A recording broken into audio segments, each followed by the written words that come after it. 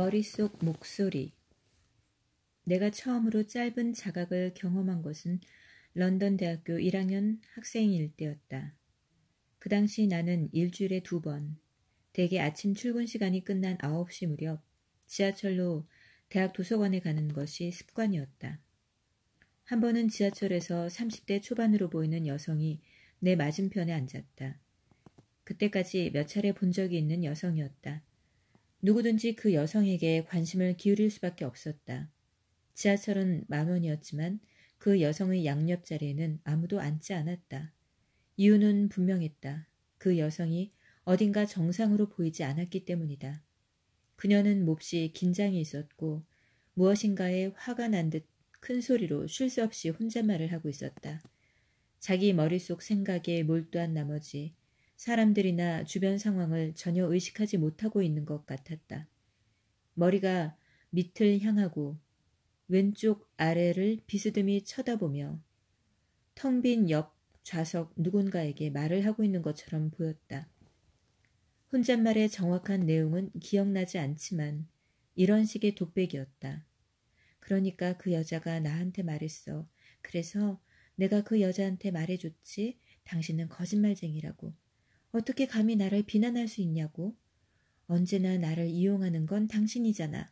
난 당신을 믿었는데 당신이 그 믿음을 배신한 거잖아. 부당한 대우를 받아 뭔가 반박하지 않으면 안 되는, 그러지 않으면 자신이 무너져버릴 것 같은 분노가 목소리에서 전해졌다. 지하철이 토트넘 법원역에 가까워지자 여자는 자리에서 일어나 문 쪽으로 걸어갔지만 여전히 혼잣말을 계속하고 있었다. 내가 내릴 역도 같은 곳이었기 때문에 나는 그녀 뒤를 계속 따라갔다. 역을 빠져나오자 그녀는 베드포드 광장을 향해 걸어가기 시작했다. 하지만 여전히 상상 속의 대화에 몰입한 채 화난 어조로 누군가를 비난하고 반박하고 있었다. 나는 호기심에 이끌려 방향이 같은 동안은 뒤쫓아 가보기로 마음먹었다. 상상 속 대화에 몰두해 있음에도 그녀는 자신의 행선지를 정확히 알고 있는 것 같았다. 머지않아 대학 본관과 도서관이 있는 1930년대에 지어진 평의원 회관의 당당한 모습이 보였다. 나는 어리둥절했다. 혹시 그녀가 나와 같은 목적지로 가고 있는 것이 아닐까?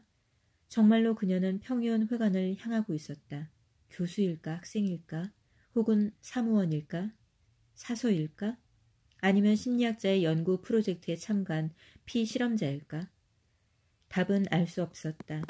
20걸음 정도 뒤에서 걷고 있던 내가 건물 입구에 도착했을 때 이미 그 여성은 엘리베이터 한 대에 올라탄 뒤였다. 아이러니컬하게도 그곳은 조지 오웰의 소설 1984년이 영화화되었을 때 마음감시 경찰 본부를 촬영한 곳이었다. 나는 방금 목격한 것에 충격을 받았다. 25살의 나름대로 성숙한 대학 1년생이었기 때문에 나 자신은 지적인 인간이라고 생각하고 있었고, 인간 존재의 딜레마에 대한 해답은 모두 지성을 통해, 즉 생각에 의해 찾을 수 있다고 믿어 의심치 않았다. 알아차림이 없는 생각이야말로 인간 존재의 주된 딜레마인 것을 나는 아직 깨닫지 못하고 있었다. 교수들은 모든 대답을 알고 있는 현재로 우러러보았고 대학은 지식의 전당이라고 믿었다. 그런데 저 여성과 같이 제정신이라고는 볼 수 없는 사람이 어떻게 이 대학의 일원일 수 있단 말인가? 도서관으로 가기 전에 화장실에 들어갔을 때도 나는 여전히 그녀에 대해 생각하고 있었다. 손을 씻으면서 생각했다. 난 저 여자처럼 되지 말아야지. 그러자 옆에 있던 남자가 흘낏 내 쪽을 바라보았다. 나는 그것을 생각만 한 것이 아니라 소리내어 중얼거렸던 것이다. 그것을 깨닫고는 나는 충격에 빠졌다. 아, 이런.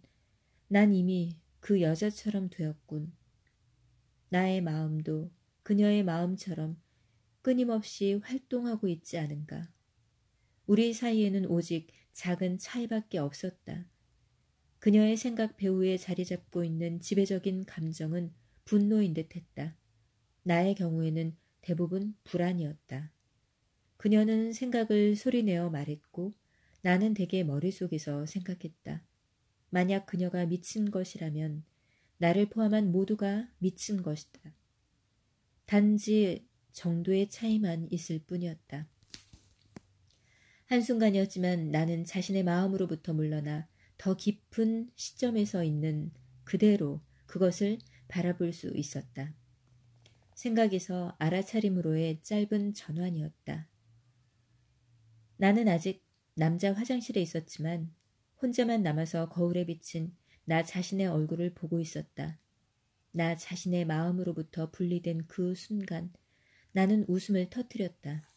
제정신이 아닌 웃음으로 들렸을 수도 있지만 비로소 제정신으로 돌아온 웃음, 커다란 배를 가진 붓다의 웃음이었다. 삶은 내 마음이 만들어내는 것만큼 그렇게 심각하지 않다. 그 웃음은 그렇게 말하고 있는 듯 했다. 그러나 그것도 실로 한순간의 일이었고 금세 잊혀졌다.